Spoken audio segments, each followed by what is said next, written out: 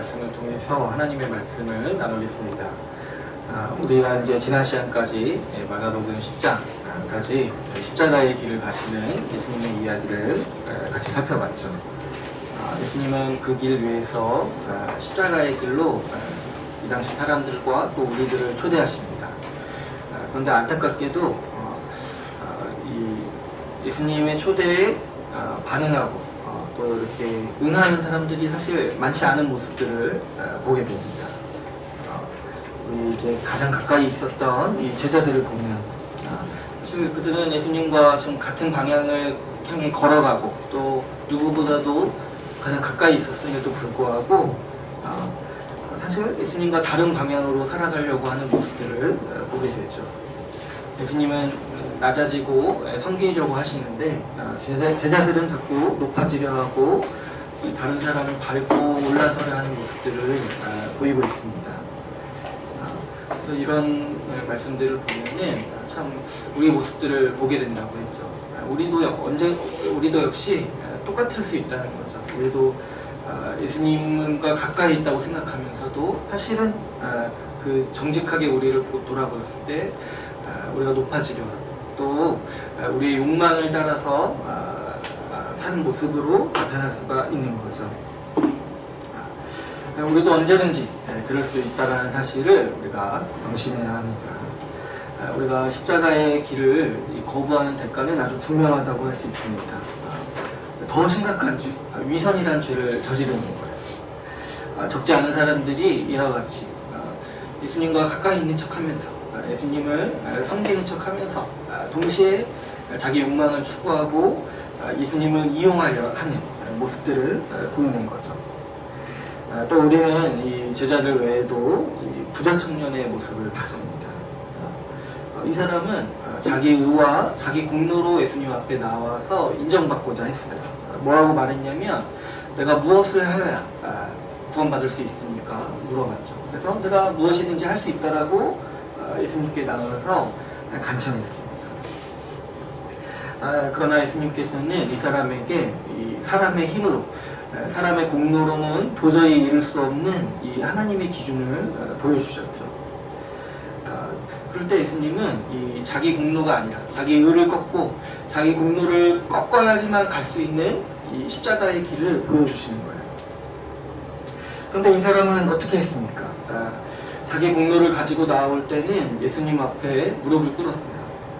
그런데 이 자기 의를 꺾으라고 하는 이 하나님의 기준을 보여주니까 심히 낙망하면서 걸어서 돌아가죠. 자기 공로를 주장하는 사람들은 예수님을 따라가지 못합니다.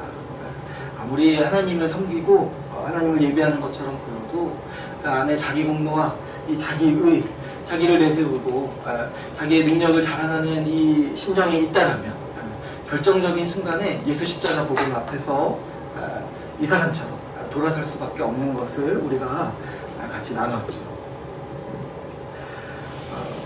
자기 공로를 주장하는 사람은 이 십자가를 보지 못하는 거죠. 왜냐하면 십자가야말로 자기 공로의 모든 자기 공로와 의가 부정당하는 곳이기 때문입니다.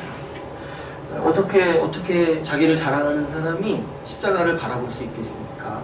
자기의 모든 허위의식과 자기의 모든 진심과 자기의 속마음까지 드러나는 그 심판의 장소를 어떻게 떳떳이 자기 공로를 가지고 바라보면서 살아갈 수 있겠습니까?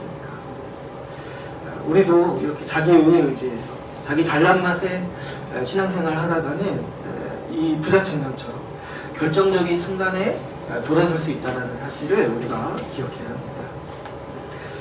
우리는 이렇게 이 제자들의 이 높아지려는 마음과 또 이 부자 청년의 자기 의, 자기 공로를 의지하려는 이 사람의 아주 깊은 죄성이 십자가의 걸림돌이라는 사실에 대해서 우리가 같이 살펴봤습니다.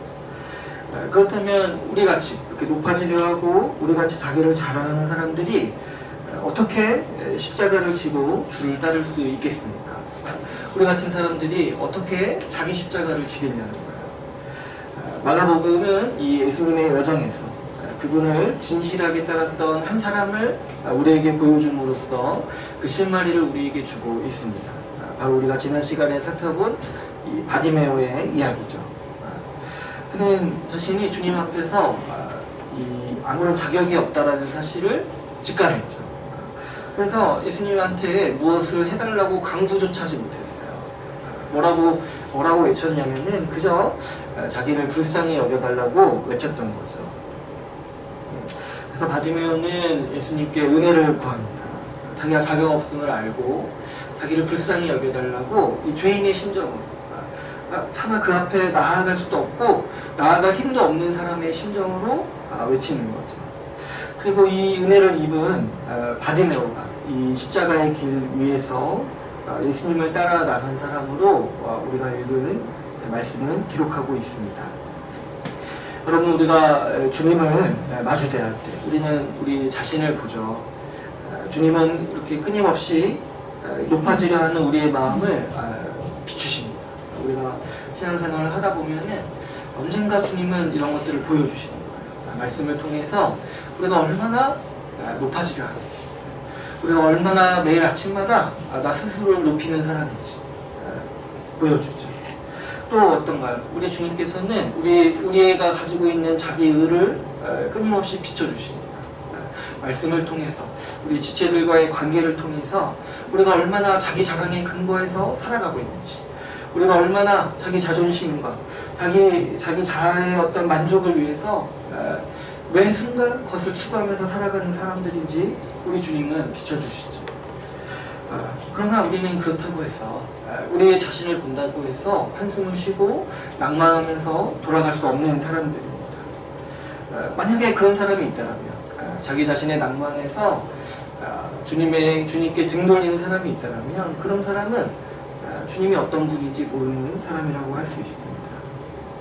오히려 우리의 위선이 드러나고 우리의 헛된 자랑이 드러날 때야말로 주님께 엎드려야 할 때라는 사실을 우리가 알아야 돼요. 주님이 우리에게 비춰주시는 이유는 엎드리라는 거예요. 그때 회개하라는 거예요. 그때 주님을 더 붙잡으라고 주님은 우리를 비춰주시고 우리의 위선과 우리의 자기의를 드러내주시는 거죠. 이런 거 모르면, 주님이 이런 거 비춰주시는 이유를 우리가 모른다면 우리는 정말 바르게 주님을 따를 수가 없는 거죠. 주님은 우리가 주님 앞에서 자격 없고 능력 없는 자임을 알 때 우리에게 은혜를 베푸십니다. 우리에게 은혜를 베푸셔서 우리를 능히 주를 따라 살아가는 사람으로 만들어 주십니다. 우리는 이 바디메오의 이야기를 통해서 누가 십자가를 따라가는지 분명히 봤어요.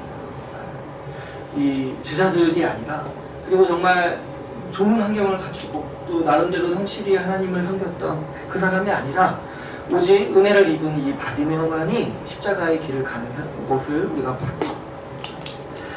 여러분, 뭐 이렇게 잘난 사람, 뭐 좋은 집안에서 태어난 사람, 좋은 환경을 가진 사람들이 잘 살 수는 있어도 주를 잘 따르는 문제는 그것과 다른 거예요.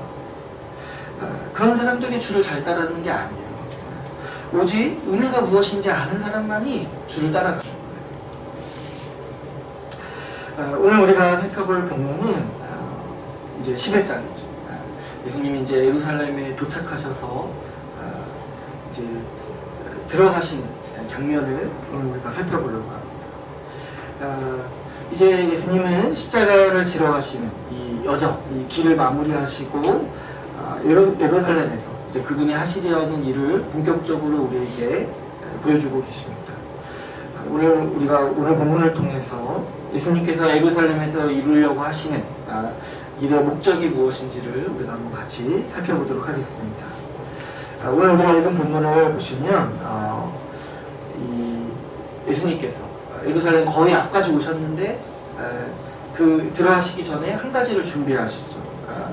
무엇을 준비하시냐니까 이 나귀 새끼를 타고 가시려고 준비하시는 거예요. 나귀를 타고 가시려고. 그랬을 때 이 나귀를 지금 요청하시는 거는 지금 예수님이 걷다가 좀 지치셔가지고 좀 타고 가시려고 이렇게 요청하시는 게 아니라는 걸 우리는 이제 알 수 있어요. 왜냐면 여기서 이제 예수님은 뭔가 한 가지를 보여주시려는 거예요. 제가 한번 말씀드렸죠. 예수님이 뭔가 말씀으로도 가르치시지만 행동으로, 그래서 이제 제가 선지자적 퍼포먼스라고 이런 말이 있는지는 제가 모르겠어요. 아무튼 선지자적 면모를 이렇게 보여주시는 거예요. 이렇게 모습과 행동으로서 가르쳐 주시는 거예요. 근데 이 나귀 새끼를, 이게 제가 자꾸 발음이, 나귀의 새끼를 준비하시는데, 제자들을 보내서 이렇게 가져오라고 하시죠. 근데 이제 얼핏 보면은 좀 이렇게 갈취하시는 것 같아요. 이렇게 그냥 가져오라고 하시잖아요. 그런데 이제 주님이 뭐라고 하시냐니까, 주가 쓰시겠다라고 하면은 줄 거라는 거야. 근데 이 나귀의 새끼를 보면은 뭐라고 묘사하고 있냐면은, 2절에 보시면, 아직 아무도 타보지 않은 나귀의 새끼라고 말하고 있어요. 그러니까 이 나귀는 아마도 하나님께서 섭리 중에서 오늘 이날을 위해서, 예수님이 예루살렘 그 성에 들어가시는 이날을 위해서 준비한 동물이라고 할 수가 있죠. 그래서 이제 하나님께서 준비하시고 예수님이 그것을 요청하시는 거죠. 그래서 예수님은 이 제자들이 가져온 나귀 새끼를 타고 예루살렘에 들어가십니다. 그래서 이 나귀를 구하는 과정을 아주 길게 얘기하고 있어요. 예수님께서 일부러 이렇게 예루살렘 바로 앞에서 나귀의 새끼를 타시는 이유는 이를 통해서 예수님 자신이 어떤 사람인지 어떤 분인지를 우리에게 알리고자 하시기 위해서였습니다. 특별히 이 나귀를 타고 예루살렘에 들어가는 일은 구약의 예언을 떠올리게 만드는 일이었습니다. 우리가 이제 스가랴서 9장 9절을 보면은 이런 말씀이 있습니다. 제가 읽어드릴게요. 시온에 따라 크게 기뻐할지어다. 예루살렘에 따라 즐거이 부를지어다. 보라, 내 왕이 내게 임하시나니 그는 공의로우시며 구원을 베푸시며 겸손하여서 나귀를 타시나니 나귀의 작은 것 곧 나귀의 새끼니라. 스가랴서 예언에 이 이스라엘을 구원하기, 하나님 이 예루살렘을 구원하기 위해 하나님이 주시는 왕이 있는데, 그 왕이 오실 때 어떻게 오시냐니까 나귀를 타고 이 예루살렘에 들어오신다는 거예요. 그래서 예수님이 이렇게 나귀의 새끼를 타고 이 예루살렘에 들어가실 때 이 당시 사람들은 구약을 잘 알고 있었기 때문에, 구약을 이해했기 때문에 지금 예수님이 무슨 행동을 하시는지를 다 알았던 거예요. 그래서 예수님이 일부러 이렇게 하시는 거는 지금 어떤 메시지를 주고 있는 거냐니까, 내가 이 구약에 예언한 바로 그 사람이다라는 거를 모든 사람이 볼 수 있도록 공표하고 계시는 거죠. 복음서를 보면 사실 예수님은 초반에는 이 자신이 메시아이심을 감추세요. 막 귀신이 막 하나님의 왕이, 하나님의 아들이십니다 이런 거 얘기하면은 막 얘기하지 말라고 굳이 이렇게 말리시죠. 그런데 이때부터 예수님은 아주 만천하에 드러나도록 공표하십니다. 내가 이 성의 왕이다, 내가 이 나라의 왕이다라고 구약이 예언한 그 메시아라고 아주 공개적으로 모든 사람이 볼 수 있도록 이렇게 보여주시는 거죠. 바로 이 십자가 죽음을 앞두시고 예수님께서는 그분의 왕되심을 드러내시는 거예요. 그래서 예수님은 이 본문을 보는 사람들, 그리고 이 장면을 보는 사람들이 자신의 왕되심을, 예수님의 왕되심을 십자가와 같이 연관시켜서 보기를 원하시는 거죠. 당시 사람들은요, 구약을 잘 알고 있었기 때문에 이게 무슨 뜻인지 단번에 이해했습니다. 그래서 8절, 9절과 같이 이 겉옷과 나뭇가지를 예수님 가시는 길 위에 놓고 예수님이 오시는 길 위에 깔죠. 그래서 그걸 밟고 가시라고 이렇게 까는 거예요. 이런 이제 풍습은 이제 우리나라에는 없지만 이 당시 이 왕이 귀인이 오시는 길을 이제 준비하는 풍습이었어요. 그래서 오늘날 우리 문화로 얘기하면은 어떤 이제 레드카펫을 까는 거예요. 레드카펫을 깔고 귀인이 오시도록, 왕이 오시도록 사람들이 준비하는 거죠. 그러니까 이것만 봐도 이 당시 사람들은 지금 예수님이 하는 행동이 무슨 뜻인 것을 다 알았던 거죠. 이분이 메시아구나, 이분이 자기를 메시아라고 드디어 공표하는구나, 그동안 좀 긴가민가 했는데 드디어 인정하시고 얘기하시는구나 라는 거를 사람들이 이제 알고 이분을 왕으로서, 예수님을 왕으로서 칭송하는 거죠. 그러면서 이 사람들이 외치는 이 찬양과 같은 구호가 있어요. 이 9절과 10절을 외치죠. 오늘 우리가 이제 9절, 10절을 좀 중요하게 봐야 되는데 우리 한번 같이 읽어볼까요? 우리 9절에서 10절을 같이 읽어보겠습니다. 같이 읽어볼게요. 시작. 하는 자들이 소리 지르되 호산나 찬송하리로다. 주의 이름으로 오시는 이여 찬송하리로다. 오는 우리 조상 다윗의 나라여 가장 높은 곳에서 호산나. 이 말씀은 제가 예수님을 이해할 때 아주 중요하게 생각했던 구절이에요. 여러분, 호산나라는 말이 이제 무슨 뜻인지 아시죠? 호산나라는 말은 이제 우리를 구원하소서라는 뜻의 경구예요. 마치 뭐와 같냐면 우리가 이제 할렐루야라는 말을 많이 쓰잖아요. 근데 할렐루야도 뜻이 있죠. 그게 무슨 뜻이에요? 하나님을 찬양하라는 뜻이죠. 그러니까 어디서 쓰냐니까 시편에서 많이 쓰는 거예요. 시편의 이제 노래들의 어떤 후렴구 같이, 어떤 이제 경구 같이 할렐루야라고 붙이듯이 사실은 호산나라고도 붙이는 거예요. 호산나. 그래서 사실 호산나는 평상시에 많이 안 써요. 할렐루야도 나오고. 근데 이제 비슷한 경구인 거죠. 근데 이제 호산나라는 뜻이 무엇이냐니까 우리를 구원하소서. 우리를 구원하소서. 지금 사람들은요, 예수님이 메시아임을 알아보고 지금 호산나를 외치는 거예요. 이분이 메시아시니까 이제 뭘 직감하는 거예요. 이제 우리를 구원하시겠구나. 구약에 약속한 그 그리스도니까 이제 우리를 구원하시겠구나 라고 외치면서 찬양하고 있는 거예요. 그래서 지금 메시아가 우리에게 오시니까 지금 우리가 구원받을 때라고 알고 이 사실을 기뻐하면서 호산나 호산나 이렇게 찬송을 하고 있는 거죠. 우리는 이 회중들의 이 구원을 보면서 이 찬송을 보면서 이 성경에서 말하는 구원이 무엇인지를 이해할 수가 있습니다. 지금 이 사람들, 이 구약을 잘 알았던 사람들은, 이 유대인들은 메시아 예수의 오심을 보고 호산나를 외치고 있습니다. 그래서 우리를 구원해달라고 지금 외치고 있는 거예요. 그런데 지금 이들이 생각하는 구원이 무엇입니까? 우리가 10절을 보시면은 이렇게 얘기를 하고 있어요. 오는 우리 조상 다윗의 나라요. 이렇게 외치고 있어요. 풀어서 말하자면 이제 메시아가 오시니까 이제 우리에게 다윗의 나라가 세워지겠구나 라고 하면서 감탄하면서 찬송하고 있는 모습인 거죠. 이렇게 유대인들은 무엇이 구원이라고 생각했습니까? 우리 조상 다윗의 나라가 세워지는 게 우리에게 있어서 구원이라고 생각했던 거예요.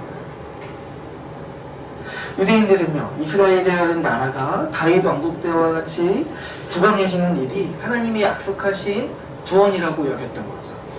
우리랑 지금 생각하는 게 많이 다르죠. 우리는 보통 구원을 어떻게 생각하냐니까 죽어서 천국 가는 거라고 생각해요. 그런데 지금 이 사람들, 구약을 잘 이해했던 사람들이 뭐라고 얘기합니까? 오늘 우리 조상 다윗의 나라라고 딱 메시아를 보자마자 외치고 찬양하고 있는 것이죠. 왜 그럴까요? 우리가 이걸 살펴보기 위해서는 구약의 어느 정도 이 기반을 알아야 돼요. 우리가 이제 금요일에 언약을 배울 때 창조 언약에 대해서 배웠죠. 창조 언약을 통해서 하나님께서는 하나님 나라를 약속하셨습니다. 그런데 이제 죄로 인해서 인간이 쫓겨남으로써 이제 어떤 약속을 하시냐니까 아브라함 언약을 통해서 이 하나님 나라를 회복시키시겠다라고 말씀하세요. 하나님께서는 이 아브라함의 자손인 이스라엘 백성을 통해서 하나님 나라를 이 땅 가운데 세우셨습니다. 그래서 이제 아브라함 언약에 약속하신 성취가 이 이스라엘 민족들 그리고 이제 다윗 왕 때 아주 극적으로 성취가 되는 거예요. 그래서 이 다윗 왕국, 이 다윗 솔로몬 시절에 하나님 나라가 완전히 이 땅 가운데 세워졌다라고 이 당시 사람들이 생각했던 거죠. 하나님이 약속하신 그 회복이 다윗 왕국, 다윗 솔로몬 왕국에 이루어졌다라고 보는 거예요. 그래서 우리가 성경을 구약을 볼 때 다윗 솔로몬 왕국이 거의 천국처럼 묘사가 되는 거예요. 한번 생각해 보시면 이 솔로몬이 지은 성전에 대해서 아주 길게 묘사합니다. 근데 왜 그러냐니까 하나님이 거하시는 곳이라고 생각을 하는 거잖아요. 근데 하나님이 거하시는 곳이 무엇과 같냐니까 창세기 때 에덴 동산과 같은 거예요. 그래서 이 하나님의 성전이 세워지는 것 자체가 이제 우리의 나라가 이 왕국이 천국으로 바뀌는 거야. 이 하나님 나라로 세워지는 거라는 걸 알고 기뻐했던 거죠. 그리고 이 성경이요, 이 다윗 솔로몬 왕국, 다윗 왕국을 묘사하는 이 구절들을 보면은 아주 천국과 같은 모습으로 묘사합니다. 그래서 이제 몇 가지 묘사를 보면은 그 나라에는 아주 부강해가지고 이렇게 뭔가 은이 이 길가에 있는 돌과 같았다고. 그래서 이제 이렇게 뭐 이제 집들이 갔을 때 은 같은 거 선물로 주면은 굉장히 기분 나빴다. 이런 얘기는 없는데 아무튼 은이 너무 흔하니까. 그러니까 은이 흔할 정도로 굉장히 부강했다는 거죠. 그리고 또 어떤 얘기가 있냐니까 당시에 이 이스라엘 민족들에게는 노예가 없었다는 거예요. 노예가 없고 외국에 있는 외국 사람들이 노예였을지언정 이 이스라엘 국적을 가진 사람들은 노예를 안 했다는, 노예 역할을 안 했다는 거죠. 그만큼 부강하고 아주 부귀영화를 누리면서 행복을 누렸다는 거죠. 그런데 이 안타깝게도 금요일에도 한번 얘기했지만 이 다윗 솔로몬 왕국이 바로 망했습니다. 몇 년 못 누리고 이 부귀영화를 몇 년 누리지 못하고 바로 망했습니다. 이 우상 숭배로 인해서 하나님의 심판을 받고 망했죠. 근데 여러분 이때 이스라엘 백성들을 한번 생각해 보시면요, 이때 충격이 굉장히 큰 거예요. 이때 이스라엘 왕국이 망하면서 자기들 나라가 반으로 쪼개지고 나중에 이 세계 제국들의 속국이 되죠. 이럴 때 이 사람들의 심정이 어떤 심정이겠어요? 마치 이 에덴 동산에서 쫓겨난 아담과 같은 기분을, 이 감정을 가졌겠죠. 그러니까 같은 국면인 거예요. 하나님의 은혜에 힘입어서 하나님 나라를 누리는 이 역사를 맞이했는데 똑같이 아담과 똑같이 심판을 받아서 하나님 나라의 복락을 잃어버리고 쫓겨나는 심정을 겪게 되는 거죠. 얼마나 실망스럽겠습니까? 그래서 나중에 이게 나중에 포로가 돼서 가나안 땅 떠날 때 실제로 자기들이 아담과 같다고 여겼을 거예요. 우리가 심판받아서 쫓겨나는구나. 그런데 하나님께서는 이 스가랴 같은 선지자들, 이 에스겔, 에레미야 같은 선지자를 보내셔서 어떻게 말씀하시냐니까 내가 내 나라를 회복하겠다라고 말씀하시는 거예요. 그래서 이스라엘 민족은 이 하나님께서 왕을 보내주셔서 다시 다윗 왕국을 세워주시는 때가 자신들이 구원받은 때라고 지금 여기고 있는 거죠. 자신들이 생각하는 이 하나님 나라가 다윗 왕국이었기 때문에 이 천국을 회복시켜 주시는 일이 다윗 왕국의 회복이라고 여겼던 거죠. 우리가 이 말씀을 유심히 보면은 한 가지 확신할 수가 있어요. 뭘 확신할 수가 있냐면 성경에는 죽어서 천국 간다는 얘기가 없다라는 것을 확신할 수 있어요. 왜 그러냐니까 구약의 관점에서 천국이라는 건 뭐야? 하나님 나라, 곧 다윗 왕국이 회복되는 거예요. 다윗의 나라. 구약의 관점에서 죽어서 누리는 천국은 없습니다. 천국은 뭐냐니까 우리가 살아서 누리는 하나님 나라의 복락을 누리는 곳이에요. 죽어서 천국 간다는 얘기는 성경 61권에 절대 나올 수가 없는 거예요. 그럼에도 불구하고 오늘날 많은 분들이 이 죽어서 천국 갈 것을 기대하고 신앙생활하는 것 같아서 참으로 안타까운 거죠. 주님은 어떤 분이시냐니까 지금 이 땅에 하나님 나라를 세우기 위해서 오신 분이라는 거예요. 여러분, 주님은 이 땅에 하나님 나라를 세우려고 하시는데 자꾸만 지금 우리가 지금 주신 구원과 그 복을 받아들이지 않고 죽어서 복 받으려고 하면은 어떻게 얼마나 좀 이상한 일이겠습니까? 만약 우리가 이 자리에 있다라고 한번 생각해 보세요. 예수님이 오시는 자리. 예수님이 이렇게 구름 타고 오시는데 예수님이 이 땅에 하나님 나라를 완성하려고 오시는데 아마도 우리 이제 한국교회 대다수 사람들이 주님 오시는 걸 보면서 그걸 환영하기보다는 우리를 데려가달라고 말할 것 같아서 제가 좀 걱정돼요. 주님은 오시는데 여기 거하시려고 오시는 건데 우리는 자꾸 천국이 저 위에 있다고 생각을 하니까 주님이 우리를 데려가려고 오시는구나 생각합니다. 근데 여러분, 제가 언젠가 옛날에 한번 말씀드린 거 있는데 주님이 데려가는 사람이 어떤 사람들이에요? 심판받는 사람들이에요. 심판받는 사람. 이 땅에 거하는 사람들이 구원받는 사람. 이걸 우리가 명확히 알아야 돼요. 그래서 주님 저희를 데려가 주십시오 하면은 뭐예요? 우리를 심판해 주십시오 이런 얘기예요. 그러니까 우리가 이런 잘못된 인식을 빨리 끊어야 되고 주변에 이런 것 좀 많이 얘기해 주면 돼요. 주변에. 주님이 우리를 데려가시는 게 아니라 이 땅에서 살게 하시려고 오시는 거예요. 이 땅에서 하나님 나라의 복락을 누리게 하시려고 오시는 거예요. 그리고 이미 오셨다는 거예요. 유대인들에게요, 만약에 주변에 혹시 아는 유대인들 있으면 한번 얘기해 보세요. 좀 있으면 좋겠는데. 유대인들에게 우리가 죽어서 천국 갈 걸 믿는다라고 얘기한다면요, 유대인들은 아마 우리를 보고 무슨 미신을 믿는다고 생각할 거예요. 왜냐하면 유대인들은 한 번도 그런 생각을 가져본 적이 없어요. 구약에 그런 얘기가 없기 때문에 그런 생각을 하는 사람들이 이 이방 종교를 믿는군요, 미신을 믿는군요, 이런 생각을 할 거예요. 지금도 보면 어떻습니까? 지금도 보면 유대인들은 하나님 나라가 이 땅 가운데 세워진다는 구약을 믿기 때문에 지금 저기 중동에서 열심히 자기들 나라 세우려고 열심히 싸우고 있잖아요. 어떻게든 성전 다시 지으려고 열심히 싸우는 이유가 거기가 그 사람들은 천국이라고 생각하기 때문에 그런 거예요. 여러분, 성경은 죽어서 있는 세상에 대해서는 거의 언급이 없습니다. 차라리 그보다는 부활에 대한 가르침이 더 많아요. 왜 그러냐니까 우리가 결국에는 이 땅에서 살 것이기 때문에 그렇습니다. 우리가 이 말씀에서 확실히 되새겨야 하는 바는 뭐냐니까, 구원은요 죽어서가 아니라 바로 지금 하나님 나라에 들어가는 상태가 구원인 거예요. 무엇이 구원받은 상태입니까? 지금 하나님 나라에 들어가서 하나님 나라의 복락을 누리는 일이 구원받은 사람의 모습인 거죠. 유대인들은요, 이 신약을 믿지 않기 때문에 아직 하나님 나라가 회복되지 않았다라고 여깁니다. 근데 여러분, 우리도 마찬가지로 지금 하나님 나라가 회복되지 않고 죽어서 천국 간다라고 여긴다면 우리도 똑같은 거예요. 우리도 지금 마찬가지로 신약을 믿지 않는 것과 마찬가지로 똑같은 거예요. 예수님은 지금 나귀를 타고 예루살렘에 입성하시고 있죠. 이 사실은 뭐냐니까, 주님께서 지금 자신을 하나님 나라의 왕으로 공표하시는 거예요. 왜 그렇습니까? 왜 주님은 이때 자신이 하나님 나라의 왕이심을 선포하십니까? 예수님이 하실 일, 예루살렘에서 하실 그 일, 십자가를 통해서 그분의 나라를 지금 세우시기 때문이죠. 이 신약 성경의 가장 큰 강조점이 여기에 있어요. 예수님께서 지금 이 땅에 2000년 전에 십자가를 통해서 하나님 나라를 이 땅에서 세우셨다라는 소식을 우리에게 가르쳐주고 있는 것이죠. 이것이 신약에서, 이 복음서에서 특히 강조하고 있는 복음의 소식인 거예요.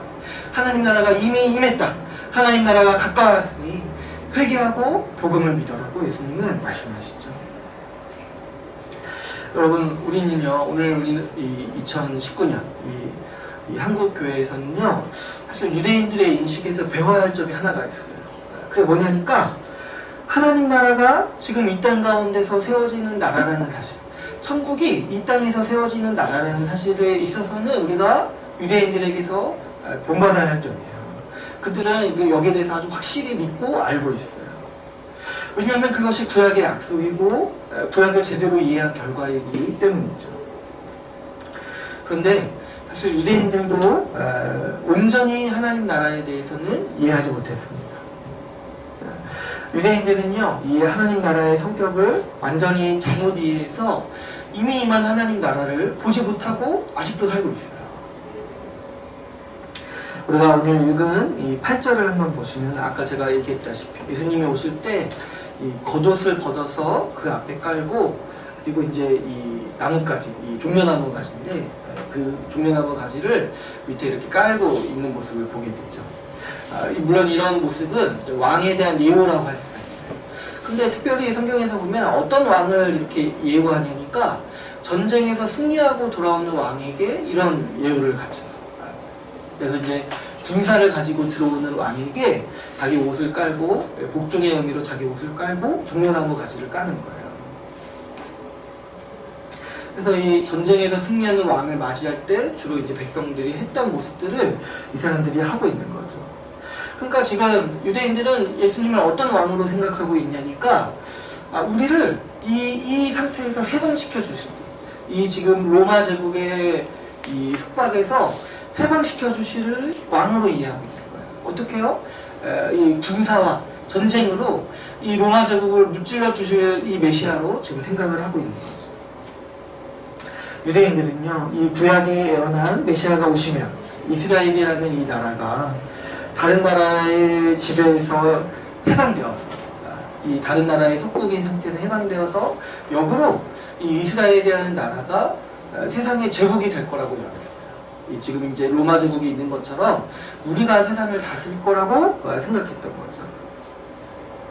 그래서 이 당시에는 이 로마의 지배를 받고 있으니까 사람들이 어떻게 생각했냐니까 이 구약이 예언한 메시아가 오면 마땅히 이 로마를 무찌르고 우리를 이 세상을 지배하는 제국으로 세워주실 것을 기대했던 거예요. 그래서 이제 메시아가 오셔서 하는 일이 군대를 일으키고 그 신적 권능으로 전쟁에서 승리할 거라고 이 사람들은 기대하고 생각했던 거죠.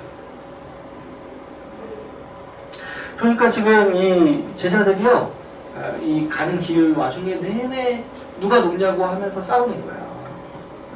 왜 그러냐니까 예수님이 가시기만 하면 로마를 무찌르고 로마 제국에 버금가는 왕국을 세울 거라고 생각했기 때문이죠.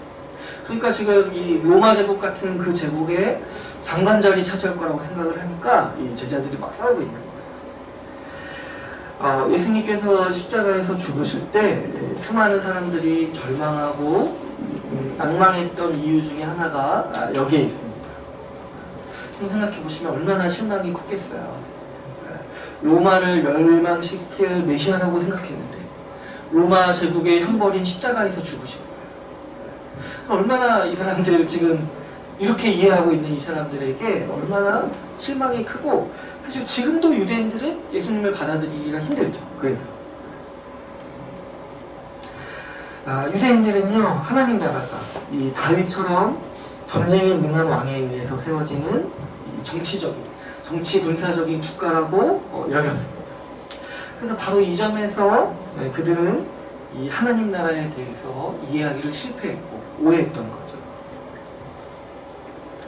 예수님은 이 장면, 구약의 예언을 성취하시는 바로 이 장면을 통해서 예수님 자신이 유대인들이 기대했던 그런 왕이 아니라는 사실을 보여주고 있어요. 내가 이 구약에 예언한 그 메시아가 맞지만 너희가 기대하는 그런 군사적인, 그런 정치적인 왕이 아니라는 사실을 이 구약 예언의 성취를 통해서 보여주고 계십니다.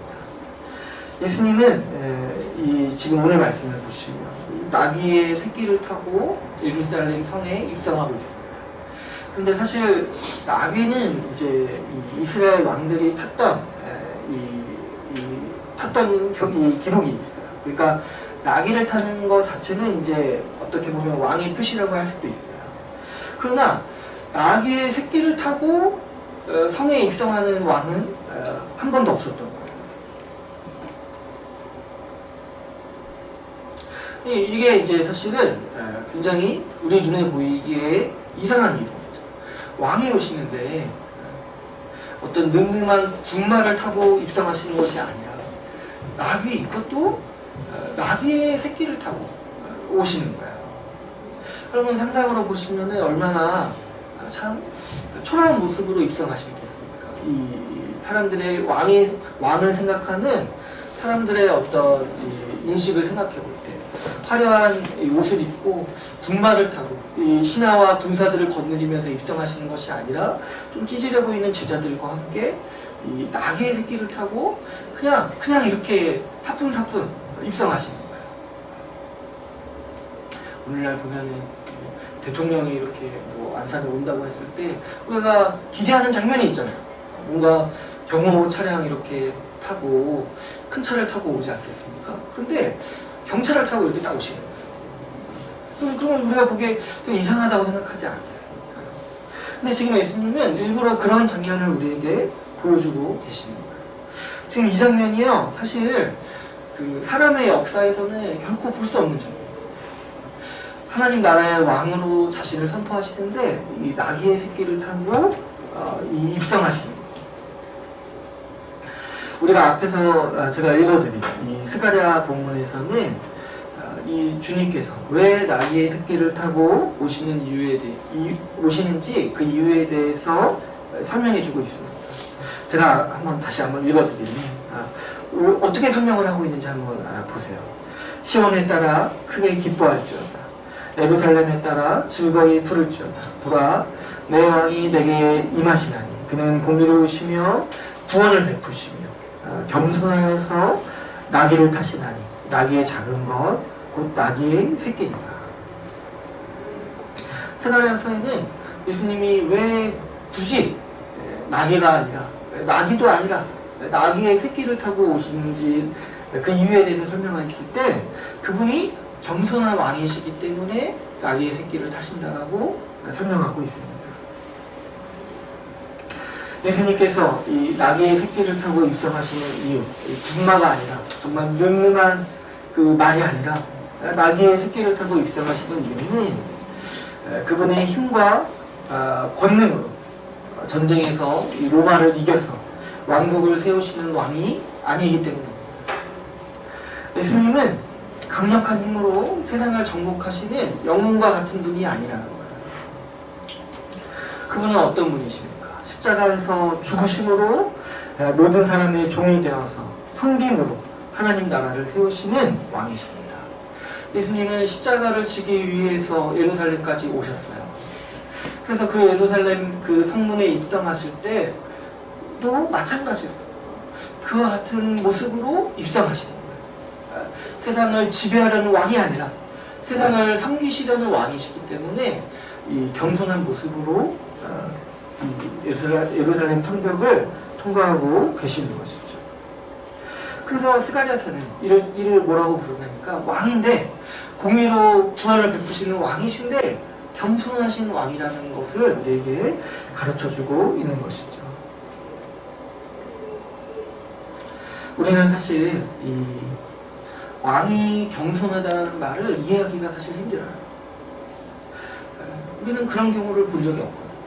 그리고 우리의 생각과 그리고 우리의 성정과 우리의 예상과 완전히 다르고 우리가 생각하는 왕이라면 우리가 생각하는 메시아라면 우리가 생각하는 구원자라면 마땅히 초능력적인 힘으로 이 초월적인 힘으로 우리를 역경에서 건져내야 된다고 우리는 생각하고 그렇게 받아들이죠.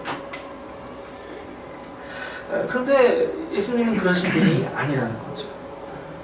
우리는 사실 이 부분에 대해서 평생 묵상하고 정말 평생 간직해야 돼요. 왜냐하면 이거는 정말 성경에만 있는 이야기예요. 어떻게 모든 사람이 왕이 되시는데 모든 사람의 종이 되시는데 하나님 나라의 왕이 되시냐는 거예요. 어떻게 모든 사람을 섬기시는 분이 하나님 나라의 왕이냐는 거예요. 어떻게 십자가에서 죽으시는 분이 우리의 구원자냐는 거죠. 만물을 다스리시는 하나님 나라의 왕이 이 종의 모습으로 오셔서 십자가에서 우리를 섬기셨다는 사실은 아주 복음의 놀라운 신비라고 할 수 있어요.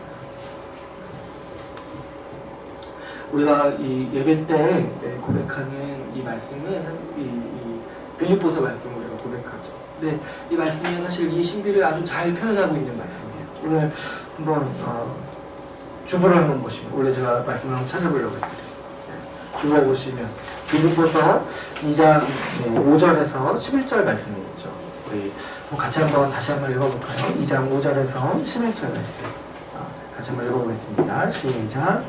너희 안에 이 마음을 품으라. 곧 그리스도 예수의 마음이니 그는 그분 하나님의 뜻이시나 하나님과 동등됨을 취할 것으로 여기지 않으시고 오히려 자기를 비워 주의 형체를 가지사 사람과 같이 되셨고 사람의 모양으로 나타나사 자기를 낮추시고 죽기까지 복종하셨으니 곧 십자가에 죽으시리라.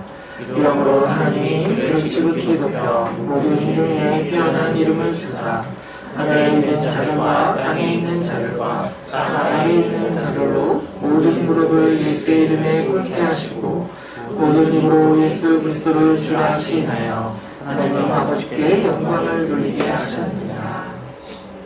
아멘. 여기서 예수님의 영광이 어떠한지를 아주 잘 보여주고 있어요. 예수님은 어떤 분입니까? 원래 하나님과 동등된 분이세요. 하나님의 본체시죠. 하나님과 같이 여겨지시는 하나님이시죠. 그런데 예수님이 어떻게 하시냐니까 스스로를 그렇게 여기지 않으셨다. 하나님과 동등됨을 취할 것으로 여기지 않으셨다.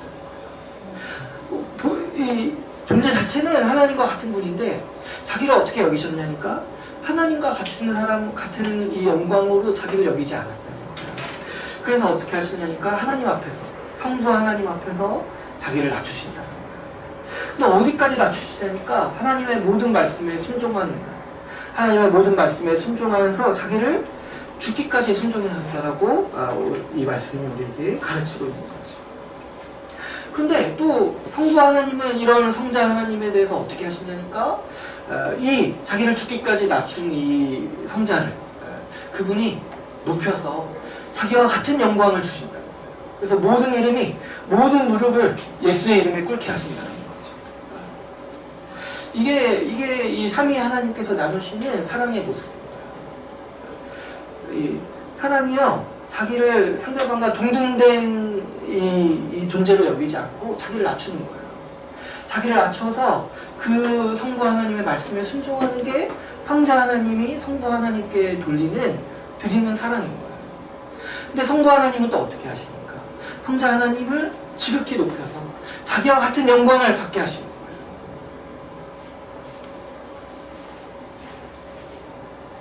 이 말씀은요, 사실 우리에게 일부러 한 사람을 떠오르게 만드는 말씀이에요. 누가 떠오르냐니까 바로 아담을 일부러 좀 떠오르게 만들고 있어요. 아담은 어떻게 했습니까? 하나님은 그에게 이 세상의 왕적인 지위를 주셨어요. 모든 만물을 다 다스릴 수 있도록 다스리고 정복하고 지키고 경작하라고 왕의 사명을 주셨어요. 아주 고귀하게 만드셨고 모든 이 만물이 이 아담에게 복종할 수 있도록 하나님께서 그 복을 주셨죠. 그런데 이 아담은요, 자기가 피조물이면서도 어떻게 생각했냐니까 이 하나님이 주신 복에 감사하지도 않고 자기가 피조물이면서 자신은 하나님과 동등되게 여겼어요. 그래서 어떻게 했냐니까 선악과를 먹고 하나님의 말씀을 어기고 하나님처럼 되려고 했죠. 그는 피조물인 주제에 하나님과 같다 여겼고 하나님 말씀에 순종하지 않았습니다. 그리고 스스로를 왕으로 여기면서 자기의 마음대로 살고자 하였죠. 우리는 그가 얼마나 잘못했는지, 그가 얼마나 이상한지를 예수님을 통해서 바로 보게 되는 거예요. 예수님은 어떻게 하셨습니까? 예수님은 오셔서 자기가 하나님이신데도 불구하고 하나님과 동등되다고 여기지 아니하시고 자기를 낮추셨어요. 그리고 하나님 말씀에 복종하셨어요. 그리고 죽기까지 순종하셨습니다. 이 말씀이요, 예수님의 영광을 드러내실 뿐만 아니라 원래 사람이 어떠해야 되는지를 우리에게 가르쳐주고 있는 것이죠. 이 말씀은 이 아담뿐만 아니라 사실 우리를 떠오르게 만듭니다. 여러분, 우리는 도대체 뭡니까? 우리는 도대체 하나님 앞에서 뭡니까? 우리는 하나님도 아니면서 날마다 하나님처럼 살고자 하는 사람들이죠. 하나님 말씀에 순종하기보다는 그분의 말씀에 관심도 없을 때가 많습니다. 하나님 말씀에 순종하기보다는 매일을 내 만족과 추구를 위해서 사는 일에 힘을 썼죠. 도대체 우리는 뭡니까? 하나님도 아니면서 왜 날마다 하나님처럼 되려고 자기 기준과 자기의 주장과 자기 고집대로 자기 기분대로 자기 기준대로 살아가려고 하냐는 거예요.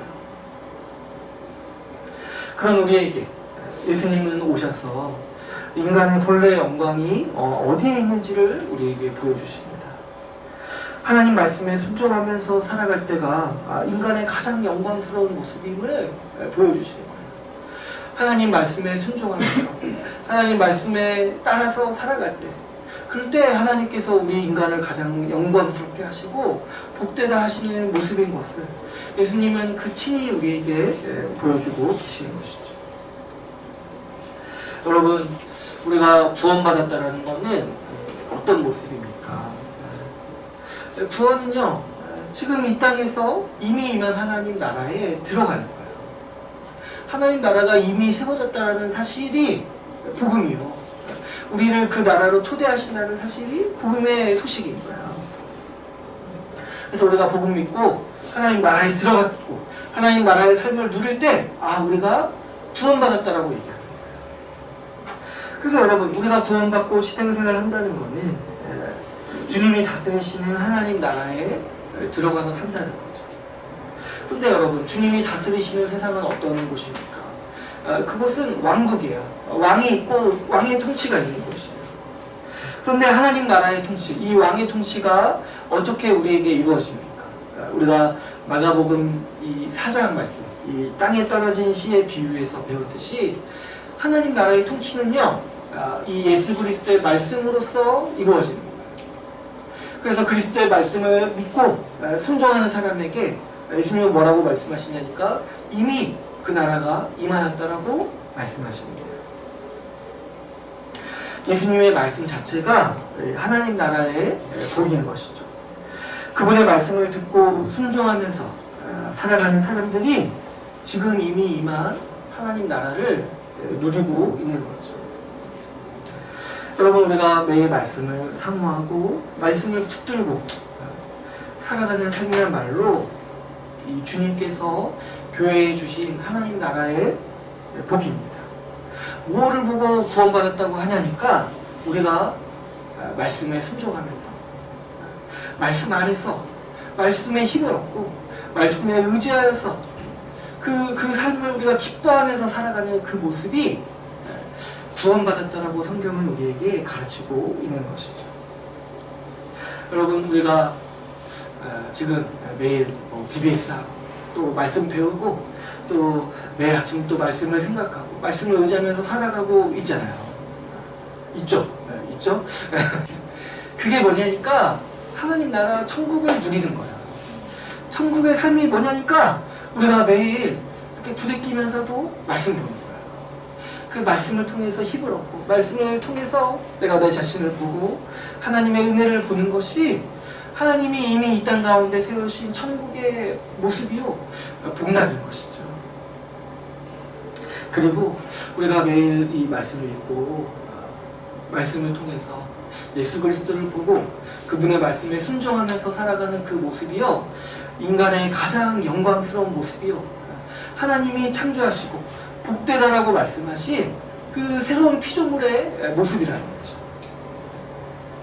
이 말을 다른 말로 뭐라고 하냐니까 호산나, 우리가 구원받았다라고 얘기하는 거예요. 우리가 구원받았다. 여러분, 우리 죽어서 천국 갈 거 기대하지 마요. 우리가 지금 매일 아침 매일 저녁 성경 읽고 그 말씀에 감격하고 말씀의 은혜에 힘입어서 살아갈 때 그거 자체가 구원이라는 거예요. 그거 자체가. 말씀에 이 순종하지도 않고 이 관심도 없고 매일 자기 마음대로 살고 있으면서도 이 내가 구원받았다고 여기는 생각 있잖아요. 죽어서 이 내가 천국 갈 거라고 여기는 그 정말 허무맹랑한 생각만큼 이 어리석은 모습이 사실 없는 거예요.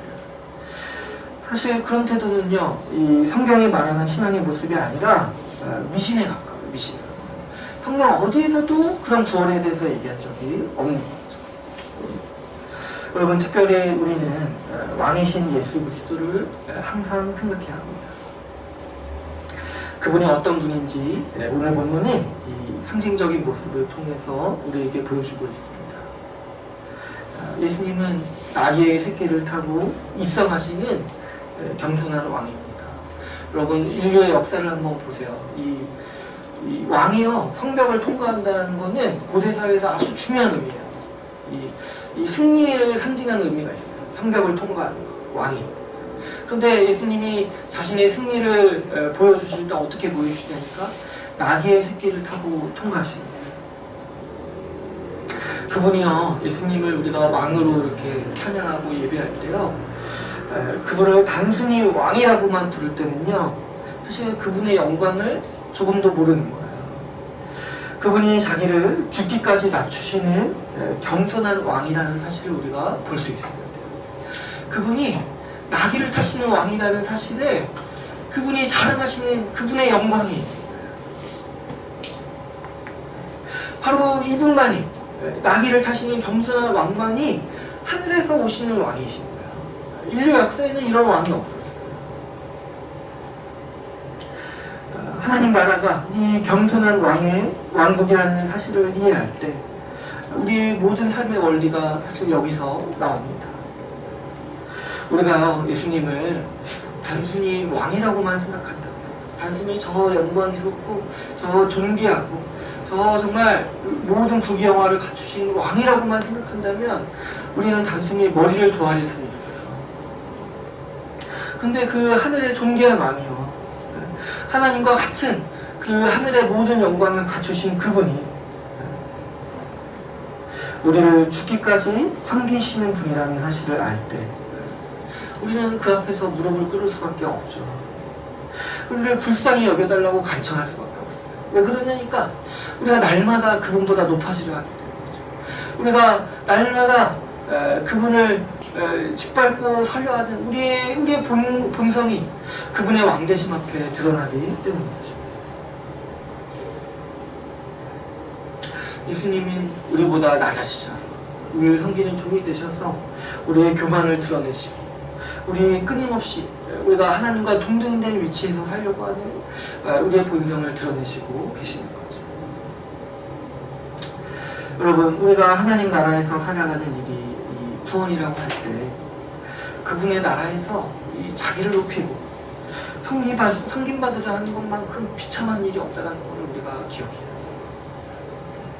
예수 그리스도를 왕이라고 예배하면서 내가 높아지려 하는 것, 내가 하나님처럼 되려 하는 것, 내가 자기 기준을 고수하면서 내 마음대로 살려 하는 것, 이게 얼마나 그분 앞에 내놓지 못할 모습인지를 우리가 보고 볼 수 있어야 하는 것이죠. 어떤 백성이 자기 왕보다 높아지려 하겠습니까? 그게 바로 반역인 거예요. 우리가 오늘날 예수님보다 높아지려 하는 게 이게 바로 우리가 선악과를 먹는 것이고 하나님을 향한 반역인 것이죠. 여러분, 예수님이요 자기를 낮추시는 왕이라는 것을 우리가 생각해 볼 때 정말 우리가 세상에서 볼 수 없는 이 영광의 모습을 우리가 주님을 통해서 보는 거죠.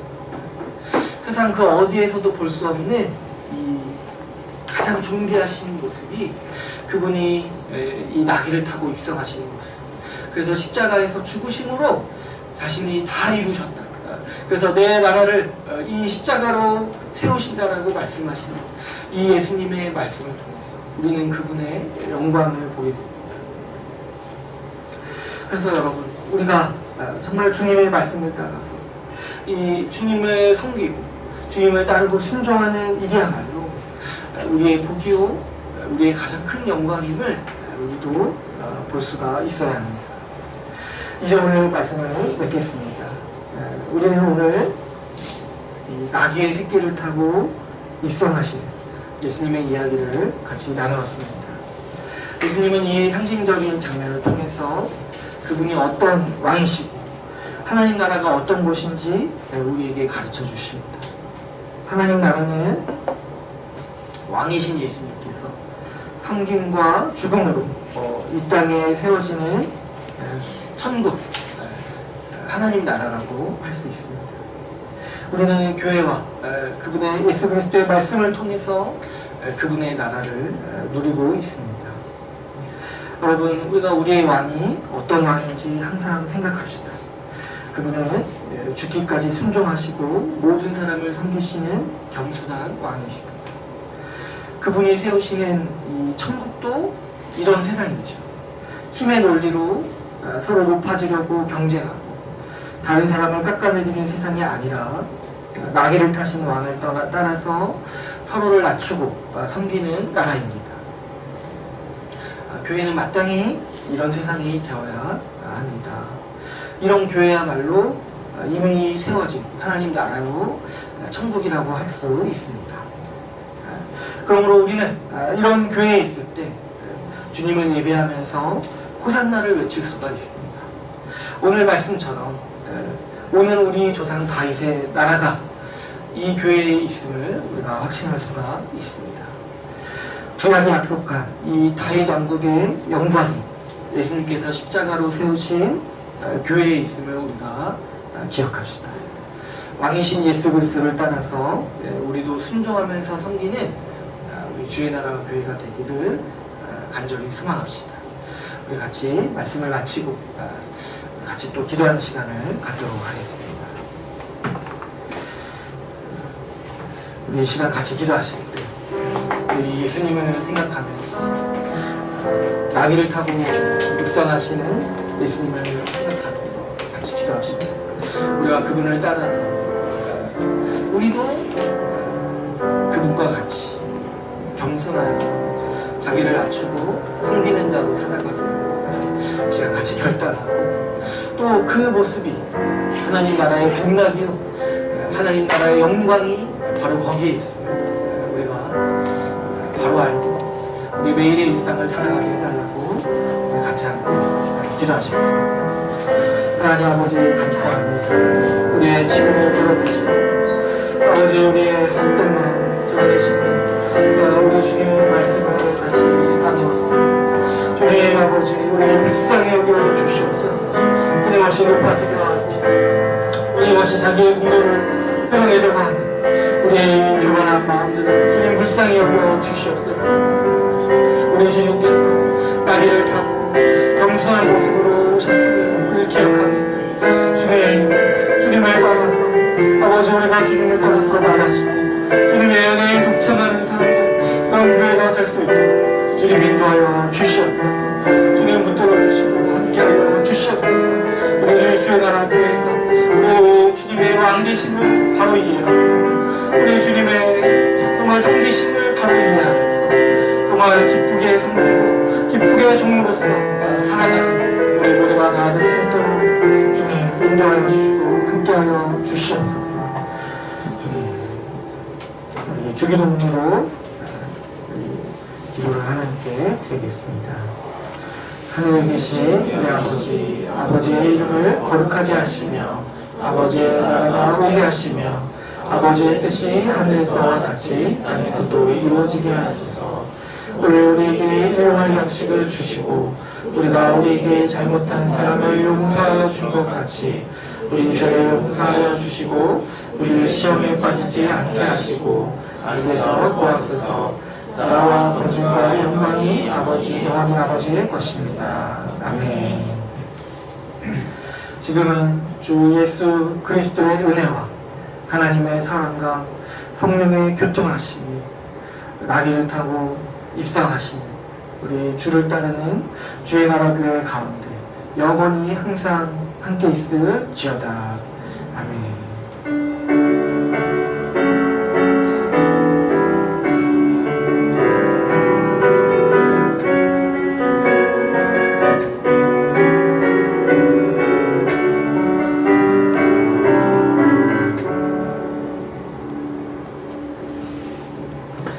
예배를 모두 마쳤습니다. 오늘 우리 교회 소식이 있는데요.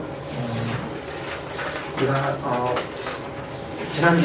지난번 공동회의 때 우리가 이제 예배나 교회 이 일정을 마치고 그날 그냥 바로 청소를 하고 가는 걸로 좀 얘기를 했어요. 그래서 이제 좀 평일에도 좀 잘 쓸 수 있도록 내가 이제 예배 공간이나 또 우리 특히 우리 아이들 있는 이제 유아실까지 해서 좀 이제 그 주일 당일에 좀 청소를 마치고 좀 정리하고 돌아가서 우리가 사용하는 데 있어서 더 잘 사용할 수 있도록 우리가 같이 좀 힘써주셨으면 좋겠습니다.